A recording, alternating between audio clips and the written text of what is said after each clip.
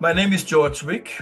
I'm speaking in Innsbruck, Austria, and my talk at the meeting in Ljubljana will deal with the question if mechanical stress can actually trigger the development of autoimmune diseases.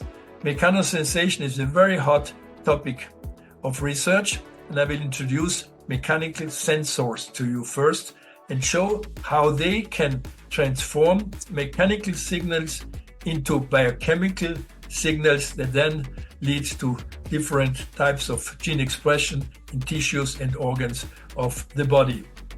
I will then show you that the cells react against mechanical stress by producing so-called stress proteins.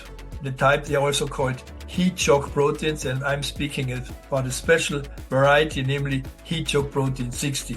These are very old molecules and very similar to the human heat shock protein 60s and bacterial heat shock protein 60s, with the danger of molecular mimicry as an inducing factors. I will then go on and show you examples for this concept, namely atherosclerosis, glaucoma, rheumatoid arthritis, silicone memory implants, and Dupuytren's disease. And I will end by demonstrating that very often the last stage of this whole process is the development not only of autoimmune disease, but also of fibrosis. Thank you for your patience.